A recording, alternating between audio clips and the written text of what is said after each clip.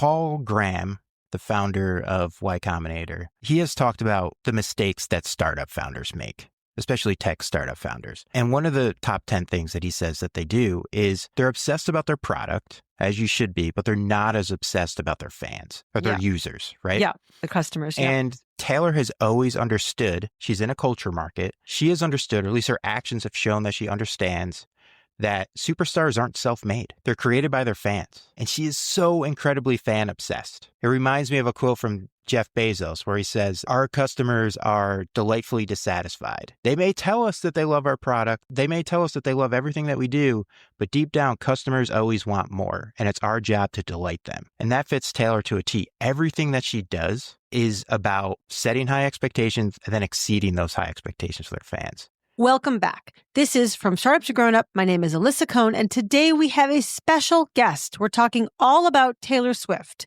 No, I'm not talking to Taylor Swift, but I'm interviewing Kevin Evers, who just wrote a great new book called There's Nothing Like This, The Strategic Genius of Taylor Swift. Nobody can deny that Taylor Swift is an incredible entrepreneur as well as musician. Her most recent tour, the Eras Tour, became the first tour to gross over $2 billion in ticket sales, surpassing all previous records.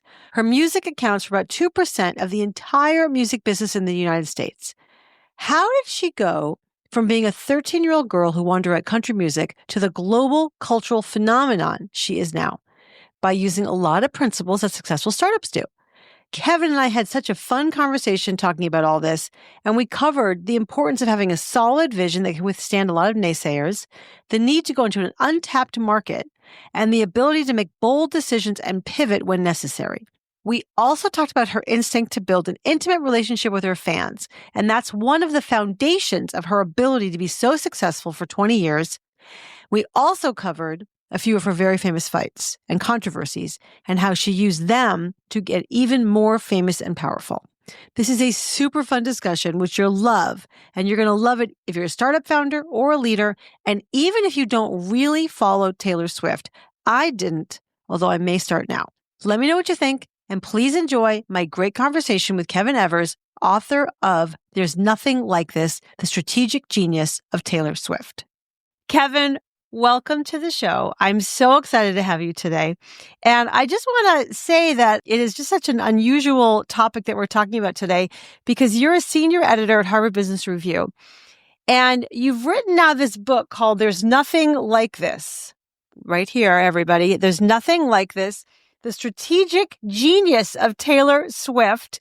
And I think I first want to understand, how did this idea come to you that you wanted to talk about, sort of Taylor Swift and the insights around maybe entrepreneurship and leadership management?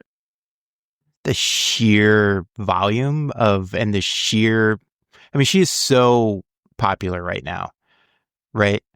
The Eras Tour grossed $2 billion, over $2 billion. That's almost twice as much as the second place concert series, which was Coldplay's Music of the Spheres. And in 2024 alone, Taylor represented close to 2% of the total music market. That's staggering numbers. And she's been doing this for 2 decades, right? So I didn't approach this book any differently than I would if I was writing a book about Steve Jobs or Jeff Bezos. She's a great songwriter, exceptional songwriter, and that's contributed mightily to her success. But you don't get to her position in the music industry without having great entrepreneurial instincts. So that's really what I wanted to explore. How is it that she's been able to do this?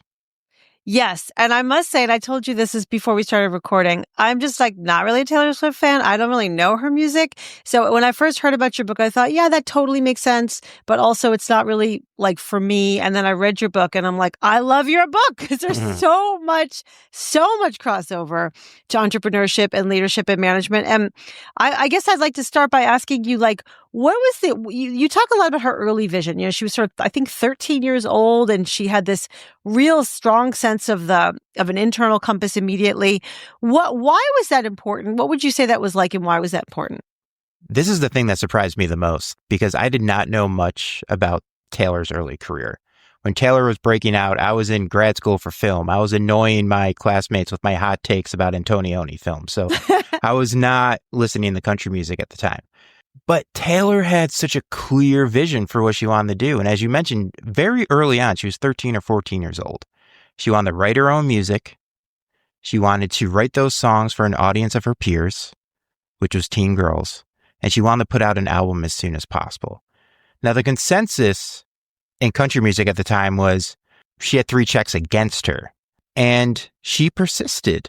She had a very clear vision. She thought that her peers would really listen to songs that she wrote. They would listen to songs that were written from a teenage perspective about teenage problems.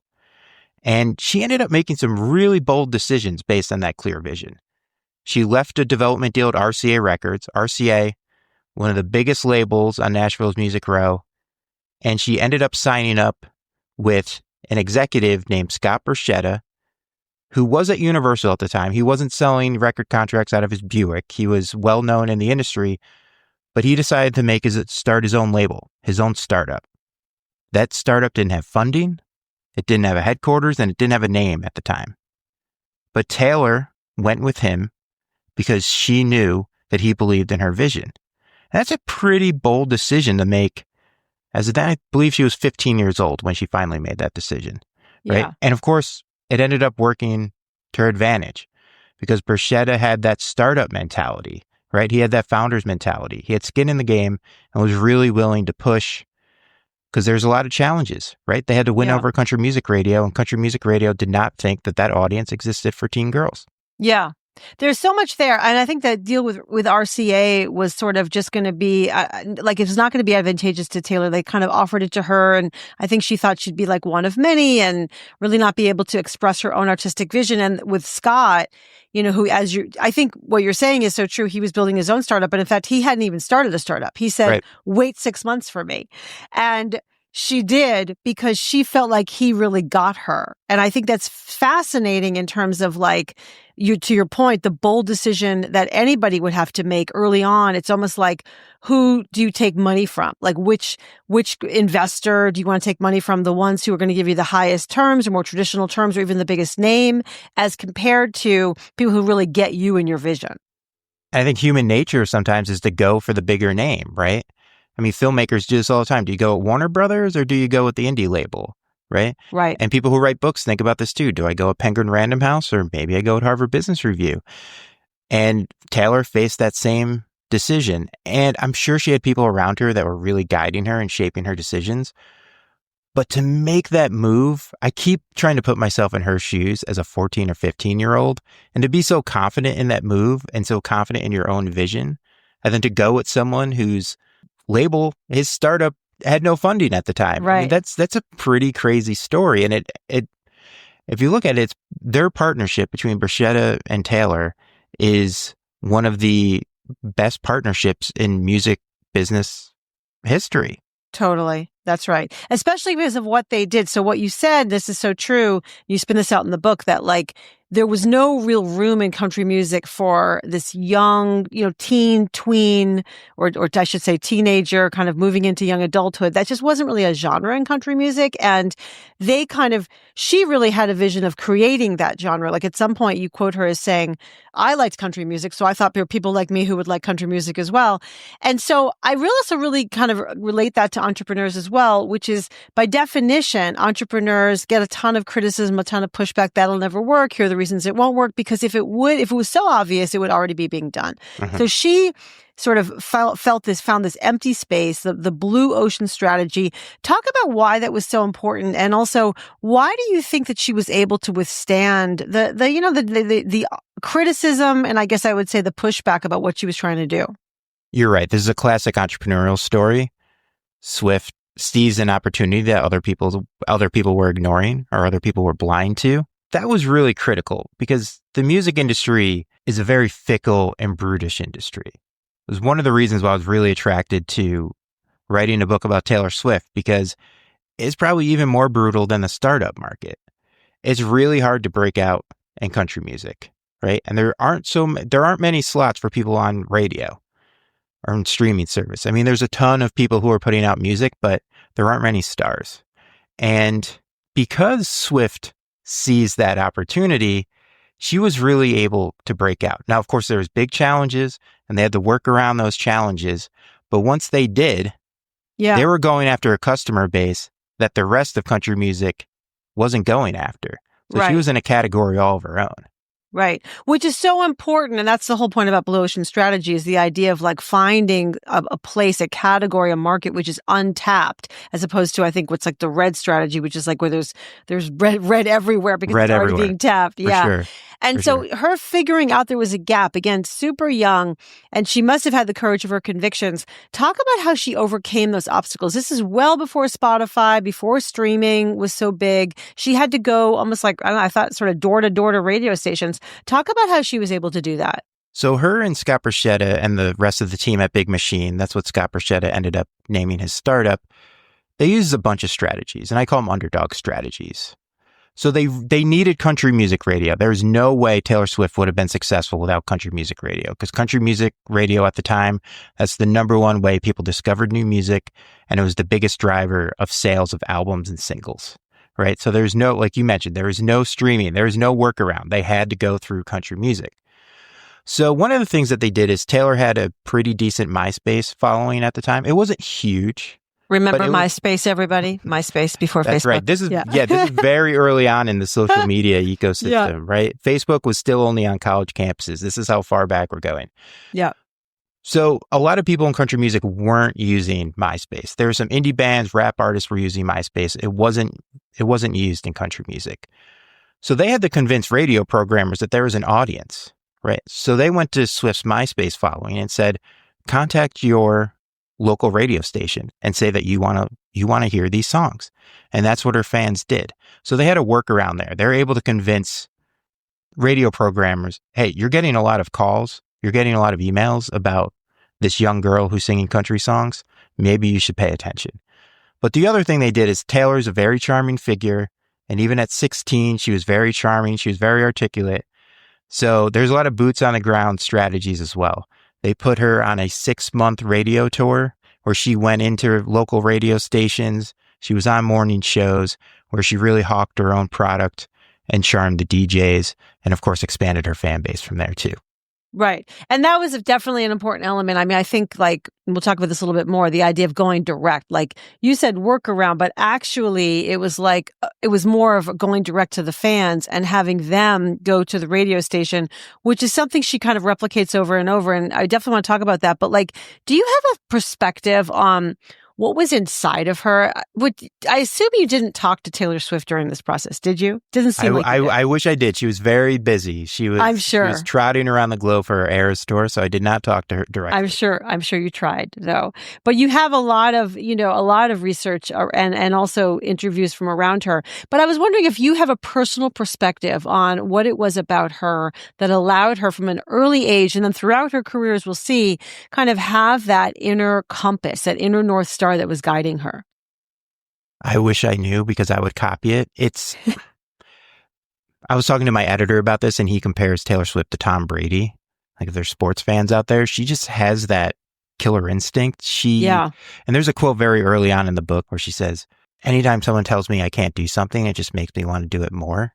And I do feel like that's part of her makeup. She's very stubborn and she wants to excel.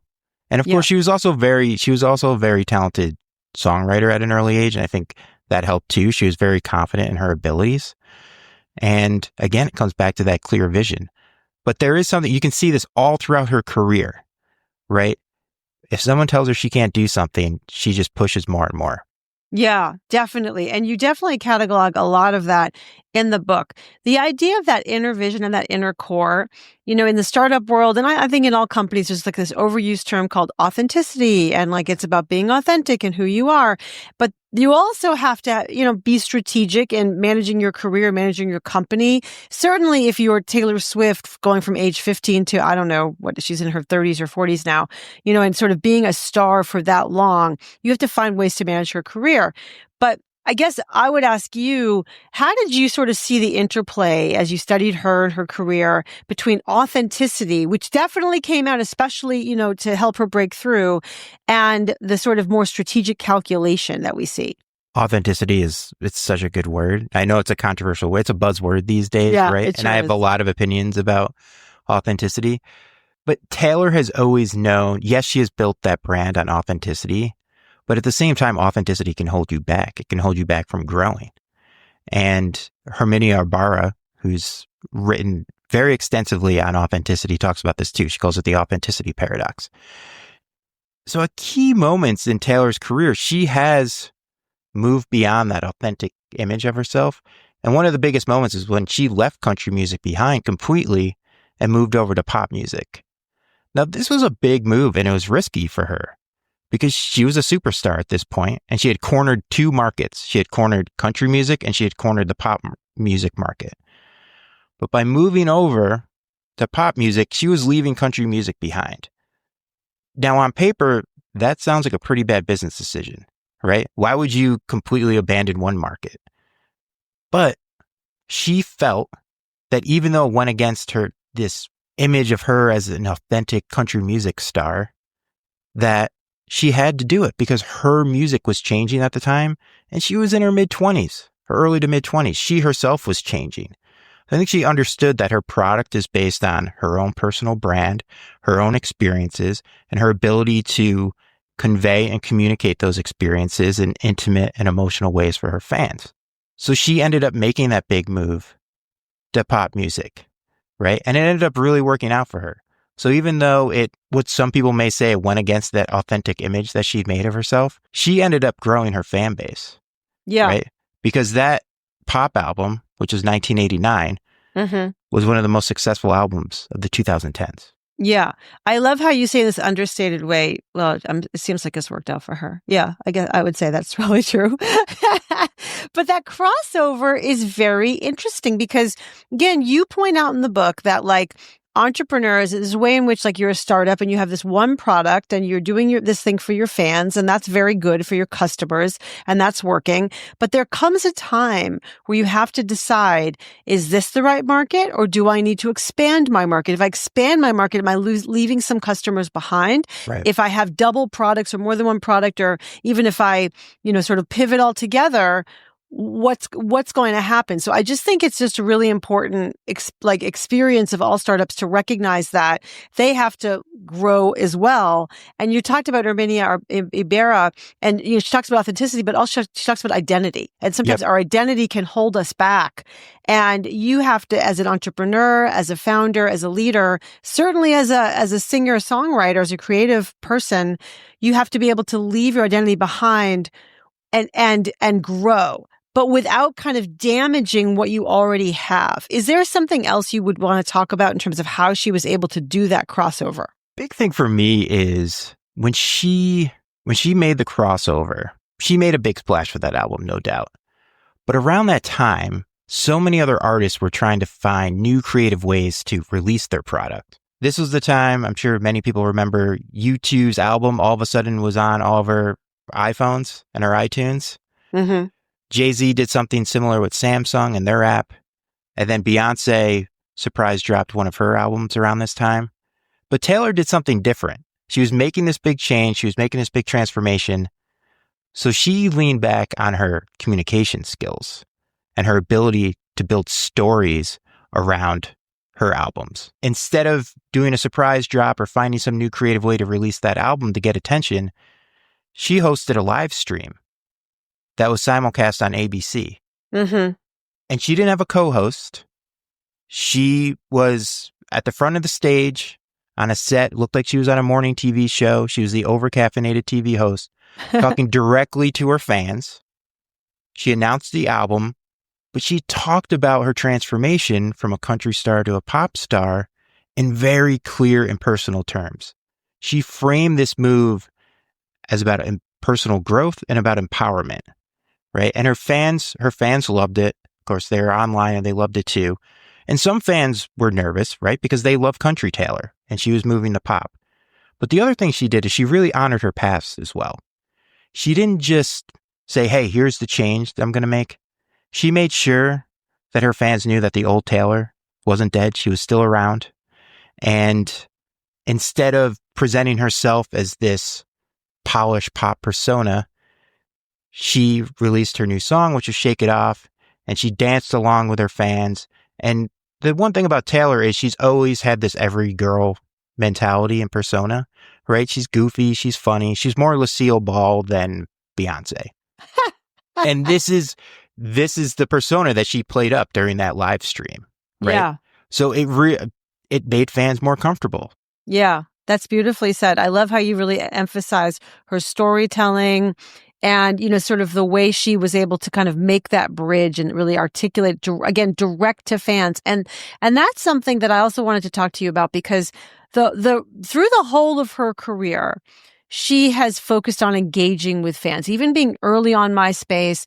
Like there was a story in the book about how one of her guys at Big Machine was like holding a flashlight to light her up so that people could take selfies with her and she could sign autographs and like hundreds of people came. Yep. And how, even with these technologies we have now with Instagram Live and whatnot, she was able to really talk directly to her fans. Talk about the role of that community that she built and why that was so important. And then what you think entrepreneurs can learn from that. It's so huge. Paul Graham, the founder of Y Combinator, he has talked about the mistakes that startup founders make, especially tech startup founders. And one of the top 10 things that he says that they do is they're obsessed about their product, as you should be, but they're not as obsessed about their fans or their users, right? Yeah, the customers. Yeah. And that is, Taylor has always understood, she's in a culture market. She has understood, or at least her actions have shown that she understands that superstars aren't self-made. They're created by their fans, right? And she is so incredibly fan obsessed. It reminds me of a quote from Jeff Bezos where he says, and I'm going to paraphrase, where he said, "Our customers are delightfully dissatisfied. They may tell us that they love our product. They may tell us that they love everything that we do, but deep down, customers always want more, and it's our job to delight them." And that fits Taylor to a T. Everything that she does is about setting high expectations and then exceeding those high expectations for their fans. I mean, she has invited fans to her living room. She has bussed fans in to her home for listening parties. She doesn't do it anymore, but she did it for about 3 albums. She did this. And think of the Eras tour. She could have played 2 hours, 2.5 hours. She could have played a greatest hits show and her fans would have loved it. They would have walked away joyous. But she didn't. She played 3.5 hours. She played a set list that exceeded 40 songs.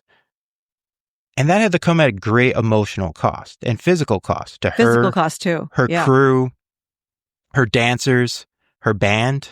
And I think this is a big reason why has found so much longevity in this industry, is that she knows it's all about the fans. And she gives them sometimes things that maybe they don't even deserve. I mean, she goes above and beyond. If I could say one word to sum it up, it's Taylor Swift is extremely extra when it comes to her fans. Extra when it comes to her fans. When you say they may not deserve, what do you mean by that? Well, she just goes so above and beyond, right? It's like, do you really, like I mentioned, she could have played 30 songs, right? And her fans would have loved it, right? I think as fans, sometimes we take advantage of our artists and we expect too much of our artists, but Taylor gives us more than we deserve sometimes. Yeah, over delivers. Over-delivers. One other thing, and again, I have not been part of this Taylor Swift mystique, so I was sort of trying to go down the rabbit hole before we talked, and I began to understand through your book and then through my own research, like all the hidden message. Like, I mean, it's funny. All the hidden messages. Yep. And also, the cataloging of her past relationships and her bad breakups. And I sort of had known about that. But I think part of what she also sort of over delivers for her fans is the intrigue and excitement of trying to, discern what the messages are and the Easter eggs in the songs that she sings. Is that right? Oh yeah. Oh yeah. Taylor's fan community, I always say it's a combination of what the Beatles did, what the Grateful Dead have done, but also true crime subreddits on Reddit. Like it's approaching the latter more and more. The amount of intrigue and speculation that she's able to conjure from her fans is next level.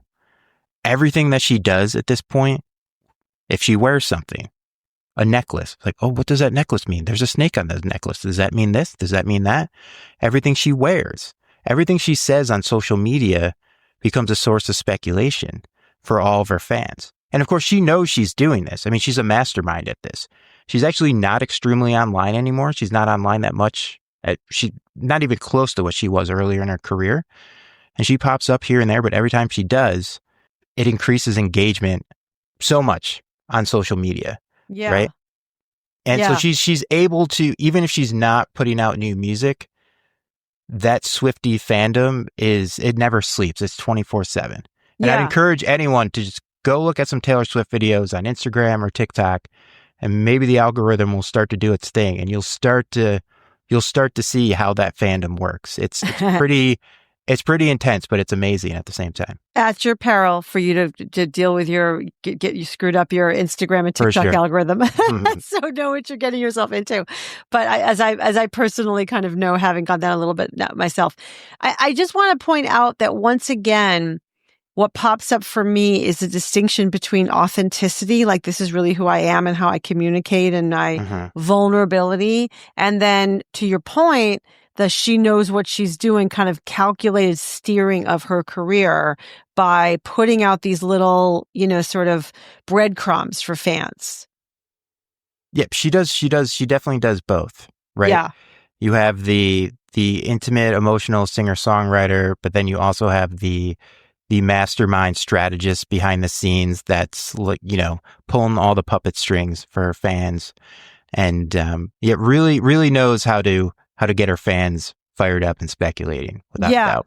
That's probably alchemy. One thing that you talk about in your book that I am always fascinated by, and I think is very accurate, is this the concept of the jobs to be done by Clayton Christensen. And so could you just summarize, maybe just briefly tell everybody what job to be done is and how that fits into your kind of paradigm with Taylor? It's a pretty simple concept, but of course, not a lot of companies and brands are great at this.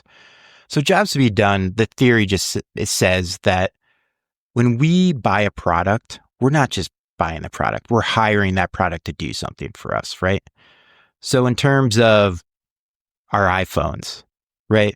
We're not buying it because it's a phone. We're buying it because maybe it helps us connect with family, etc. Right. Well, but just to jump in on that, we're buying the iPhone to connect with family, but we're also buying the iPhone because we want to be part of the iPhone cult, or we want to be we wanted to say something about ourselves. There's multiple kind of jobs to be done by the iPhone. But anyway, for sure.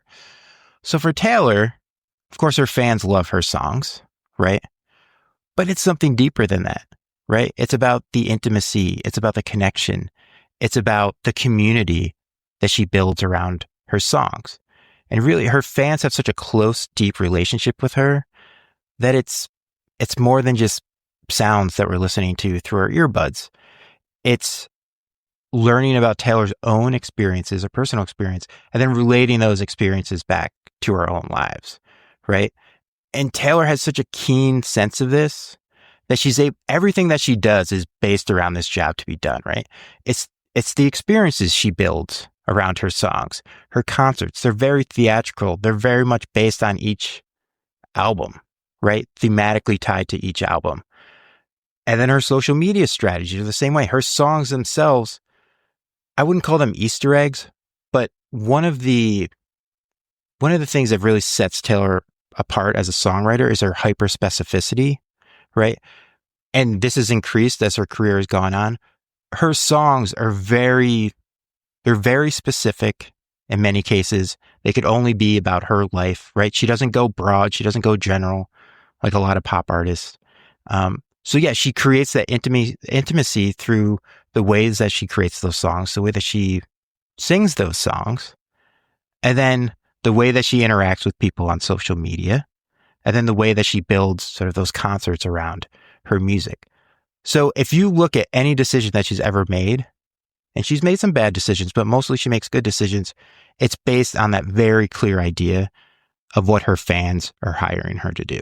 Totally. And that job to be done, what comes up for me as you talk about that is sort of to be like, if I'm a consumer of her music, I want to feel a certain way. I want to feel close to her. I want to be intimate with her. I want to have a relationship with her. For sure. And that's kind of the job to be done. It's not to provide an experience of dance music, for example. I mean, Yep. if you think about musicians and their job to be done, it would be different for everybody. But hers is to really create that intimacy. And you talked about your daughter, yourself, like listening and watching your daughter experience kind of the spiritual gestalt that is Taylor Swift. And she was quite young, your daughter, when you were talking about this. She was 6 years old when I took her to her first Eras Tour show. And yeah, there's a part of it that still remains mysterious to me, right? She had such a profound experience at that concert, and she was only 6. And there's a part of me I wanted to get into her brain and realize, like, what really are you feeling? And of course, I couldn't. But as an observer, I could just see how joyous she was. And it was more than just a fun time at a concert, right? And I talk about this in the book. That experience was shaped by all of these detailed decisions that Swift had made. Again, the way she sings her songs, the way she packages her albums, the way that she talks on social media.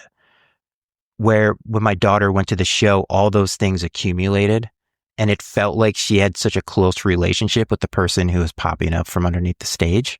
Yeah. And that's pretty rare. And the fact that a 6-year-old could feel that in a deep emotional way was pretty awesome to see. Yeah, pretty striking. I'm just curious because most startups, maybe all startups, are not Taylor Swift. They're not musicians. They're not trying to do the job of, inspiring their fans or bringing their fans to a spiritual location or intimacy. So to the extent that, like, you could think about this, if startups have a lot of jobs to be done, which is probably to make you feel secure, depending on what they do, kind of let you do something that you can't already do. Do you have any advice for startups and for startup founders in how they need to think about this notion of jobs to be done? When I think of jobs to be done, I think of the emotional lives of customers, right? It's like, what is going on inside their head? Like, really, what is the connect? Why are they really buying your product, right? The closer you can get to that inner life of your customers, I think the better you'll be at designing the right experiences around those products and also messaging around your products too. I mean, back to Taylor Swift in that 1989 live stream. I mean, that was a reason why she framed this as personal growth and empowerment, because it just went back to her job to be done, right? The job to be done wasn't to come up with some very creative business model or release model to get that album out. It was to communicate that intimacy and that connection with her fans and to really foster that close fan relationship. Yeah. So the more you can really understand that, I think the better. You really need to get into the inner life of your customer. Find out what's ticking, what's really driving their purchase decisions. And from there, just make your decisions from that data, which is hard to do. It's extremely hard to do, right? If everyone can do it, then everyone would be Taylor Swift or Nike or another huge brand. Yeah, or Coke or Apple or something. Coke, absolutely. for sure. Another thing you talk about, which I certainly did not know about, was also kind of the role of collaborations and how she was very, I guess, specific in who she collaborated with, and that the nature of her collaborators changed as she kind of grew musically and grew as a person. Can you talk about that and why that was so important? Her strategy around collaboration is loyalty with an asterisk, I'll say, right? A lot of pop superstars, they shop for hits, they shop for producers, and Taylor really doesn't do that. I mean, she's really the central creative force in her career. And she has worked with a lot of collaborators, but she tends to work with those collaborators for a long period of time. So the first producer she worked with on her first 3 albums was a producer named Nathan Chapman. Now, Nathan Chapman had never produced an album before. But he produced Taylor's demos, and Taylor liked the sound of her demos, so she insisted that Nathan Chapman produce her albums. And that's what he did. So for her first 3 albums, so that's why there's a consistency across those first 3 albums. But Taylor had to grow at a certain point, right? So for her 4th album, she worked with some other producers, but then she went with a producer. She produced 3 songs with a producer named Max Martin. Now, Max Martin is the most prolific producer and songwriter in music history. He has the most number one hits. I think he's only behind Paul McCartney and John Lennon for the most number one hits. Huge producer, but he produced Britney Spears. He produced NSYNC. He produced the Backstreet Boys. And of course, he's gone on to produce Ariana Grande, The Weeknd, Kelly Clarkson. So uber producer. But this was a big shift for Swift because she had built her persona around being a DIY songwriter, right? I write my own songs, but now she's going with a guy who is known as an auteur producer, right? He's creating the melodies. He's creating the lyrics. He's doing everything, essentially. He's a great collaborator. He comes from a Swedish background. They love collaboration. In Sweden, those Swedish producers are always work with other producers. But for Taylor, this was a big move, right? And it ended up being the right move because she created some number one hits with Max Martin. But then she worked with Max Martin for 1989 and then her following album, Reputation. So she has a history of doing this. She'll work with a producer for a long period of time. They have a great collaboration. But when she needs a positive shock, when she needs that new collaboration to shake things up, that's what she'll do. So after Max Martin, now she's worked exclusively with Jack Antonoff and Aaron Dessner from The National over her last few albums. Yeah. Right. So she has an ability where she wants that consistency. She wants that collaboration. But when she really needs to shake things up, she will make that big decision and she will seek out other producers to help give that positive shock. Yeah. You talked about her first two producers in particular, and they were also in a line with other of her career moves. They were kind of big risks because you had this first time producer never produced anything at first, and then with Max Martin, there was a big risk that she'd sound too poppy and too much like Britney Spears or whatever. Yep. And so I think that's another aspect of her, making these choices. And you talked about positive shock. To spin a little more about where positive shock comes from, where that term comes from, and why that's so important, and why that plays a role in Taylor's career. Well, collaboration is great. Collaborative partnerships are great until they're not, right? Sometimes they grow stale and you need to move on. And so that's what she did with Nathan Chapman. She felt that her music was moving in a more pop direction. So she needed someone to really help her realize that vision. So early on in her career, she loved Nathan Chapman because she loved the sound of her music. But eventually, she was moving on from that sound. So that's why she went with Max Martin. And you can see this again, too. Around 2020, she released an album called Folklore, which was another big sonic pivot for her. And she went with a producer named Aaron Dessner. Now, he's in the band The National. I don't know if you know The National, but they are indie rock, odd time signatures. It's not quite dad rock, but it's the opposite of what you would think is Taylor Swift music, right? And she was at a point in her career where she was kind of plateaued. So that was also, on paper, seemed like an odd decision. Like, why would you go with an indie rock producer? But of course, it ended up working out because, again, it's like that's the way she loved his music. That's the way her music was evolving. So she sought out that positive shock. So in some ways, she's not very calculated, but I think she just realizes, like, okay, my music is moving in a certain direction. Who can help me realize my vision? Right. Although, and I agree that part of it is instinct and internal creative drive, but I think the calculation back to positive shock is maybe an understanding that, like, I need to do something. You talk in the book about at times to surprise, but you say not shock. Like she was known for sort of surprising, as in surprise and delight, but surprising her audience, but not shocking them. But I think there were times that she then took hard pivots. So I think maybe, and again, this is about like entrepreneurship as well, that, you want to be predictable and you want to also grow, and you don't want to be in the habit of doing hard pivots all the time, but then sometimes you need to. But it sounds like that she really took that on herself. And she tends to make hard pivots sometimes when you would think that she wouldn't need to.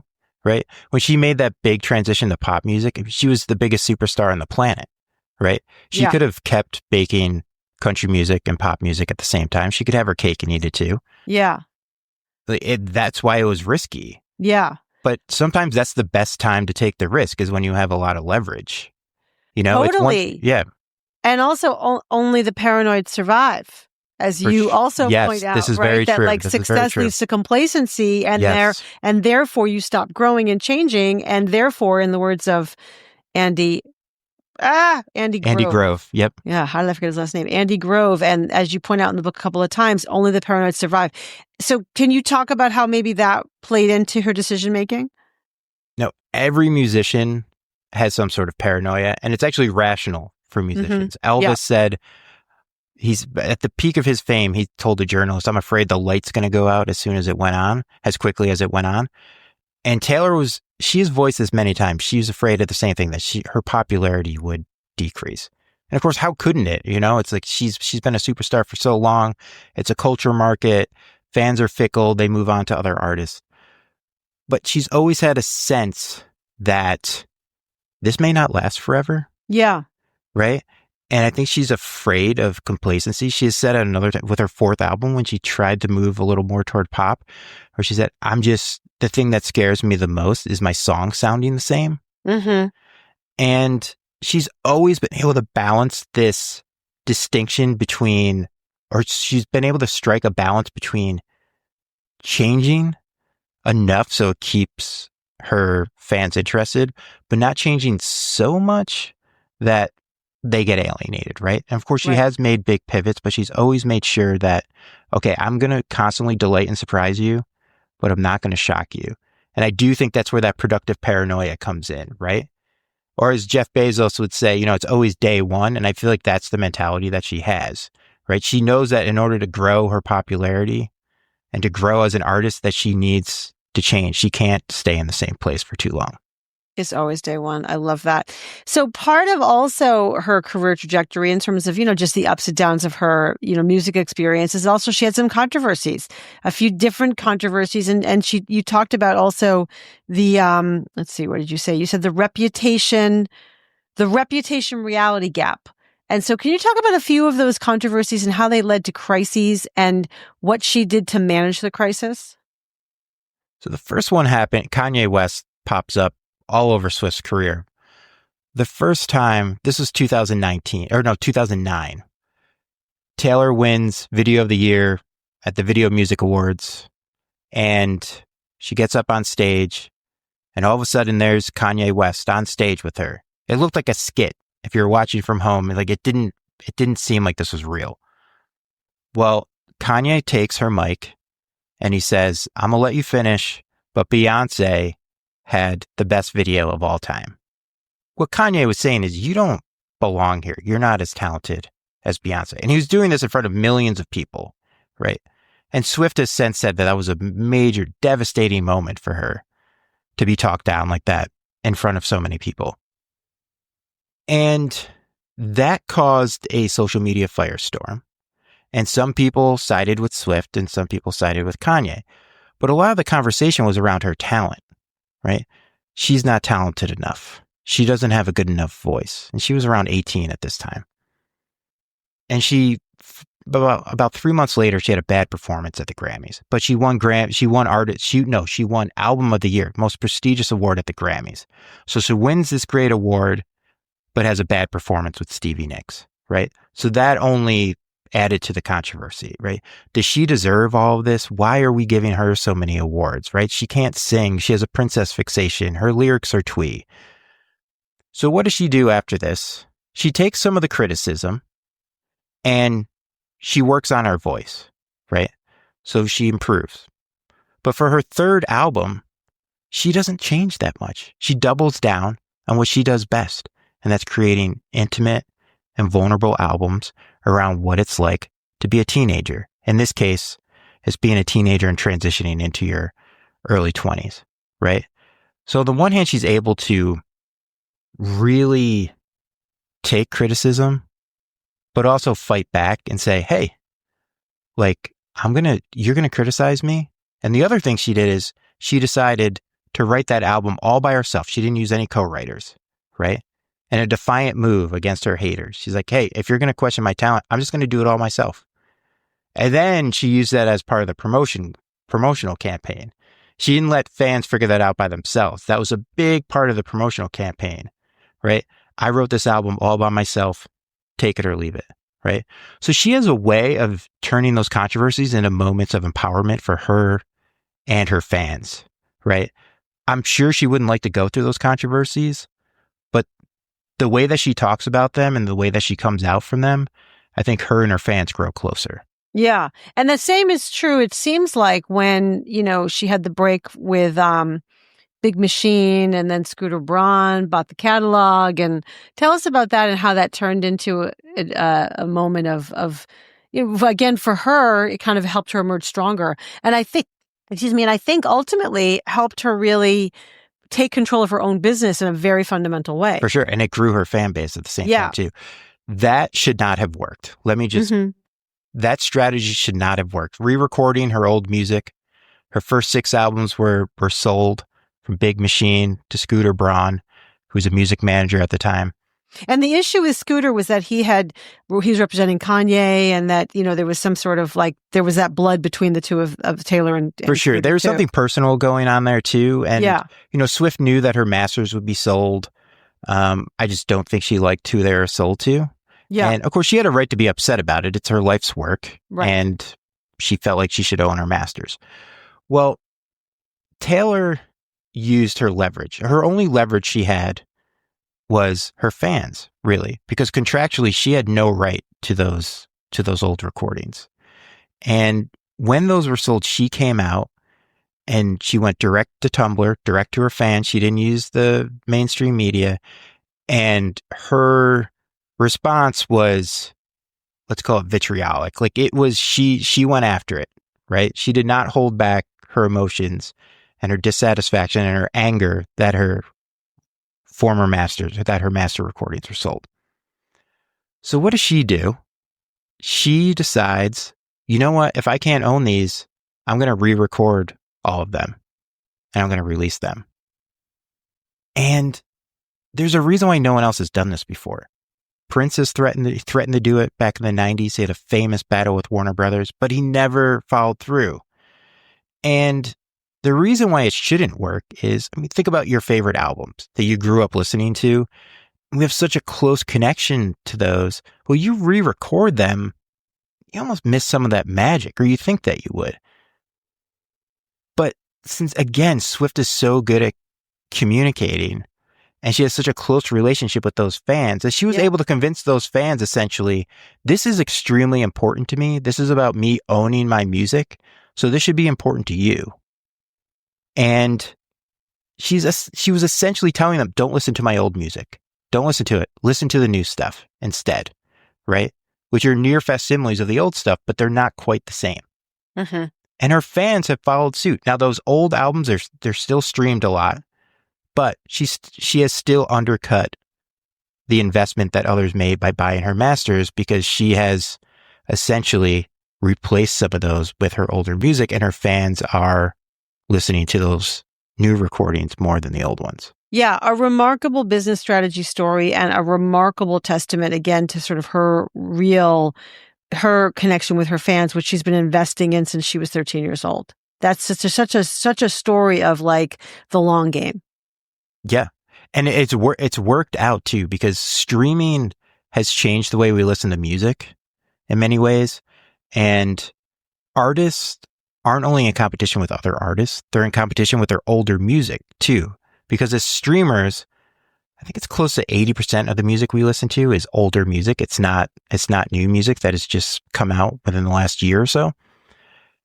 But by re-releasing that old music, Swift is playing into that data, right? She is allowing us to relive those old albums, right? She's turned those old albums into new content, and she's bringing along new fans at the same time, because fans who didn't know much about Taylor Swift, or maybe jumped in about halfway through her journey, were able to relive those, or to listen to those old albums in new ways, right? Yeah. Yeah.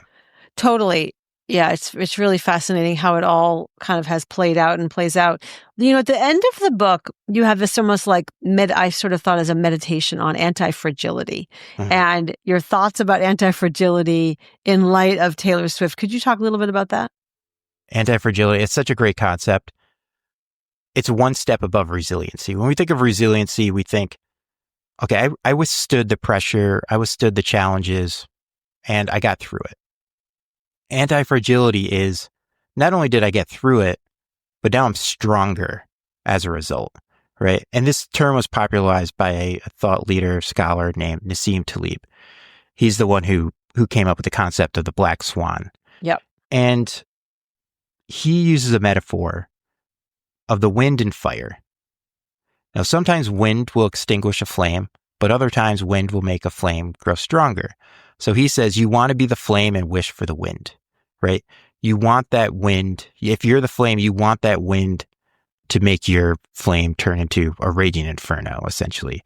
And this is something that Swift's done her entire career. I mean, we talked about some of her controversies, and it seems like I always say that Swift's career follows a modified version of Newton's third law, where every positive reaction is met with an equal or greater negative reaction. But she just has a way of moving through these challenges or plateaus in her career and coming out stronger as a result. So I think that's why I use the term anti-fragility, right? Where she's not just withstanding the pressure and the challenges, she is growing her popularity even after these controversies. She always comes out stronger than what she was when she began. Yeah, it's really remarkable. Did it make you think anything yourself, like advice to yourself or advice to others, how to become more anti-fragile? That's a great question. I wish I knew. I really do. I don't know how she does it. I mean, she's more popular now than she's ever been, right? Yeah. She's 20 years in her career. And this is pretty unique, right? Because most artists 20 years into their career, if they're lucky enough to be 20 years into their career, they transition into legacy acts, right? Yeah, great point.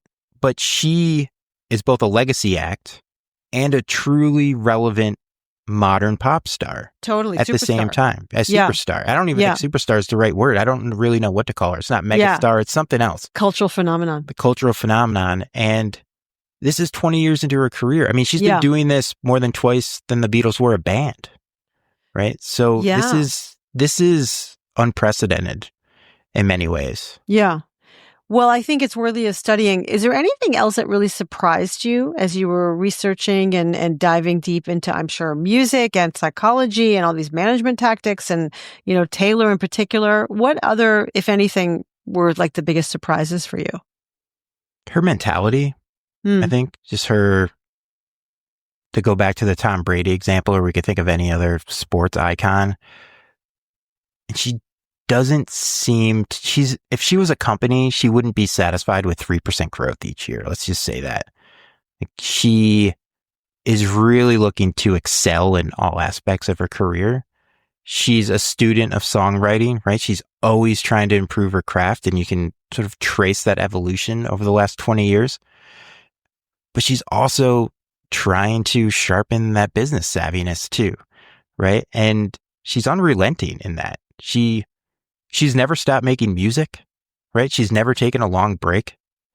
And yeah, I think that's the thing that was most surprising to me, is that she's very obsessed with her craft, but equally obsessed with her business savviness. Yeah. Well, I always ask the same last question, Kevin, and we'll see if it resonates for you. What advice do you have for founders as they embark on their journey to grow into leaders? And I guess I would say through your research, your Taylor Swiftology now experience, what advice do you have for founders as they grow into leaders? That's a great question. I would say, I think it goes back to risk, right? I think sometimes when we're doing really well, I don't know if we get complacent, but it's hard to make those big decisions because things are going well. We're afraid of the downside. And if we look at Swift's career, I think she's a case in point that it's really important to take calculated risks, even if you're extremely successful and extremely popular. I love it. Kevin, what a joy to talk to you. This has been so fun and it's so enlightening. And I want to just show everyone the book. There's nothing like this. The Strategic Genius of Taylor Swift. Everyone should go buy it, whether or not they're a Taylor Swift fan. Thank you so much for talking to me today, Kevin. Thank you. This was great. Thanks for listening to From Startup to Grown Up. If you like what you heard, give it a review on Apple Podcasts so other people can find it. And if you know of a founder or someone else who is meant to be on this podcast, drop me a line through my website, alyssacohn.com.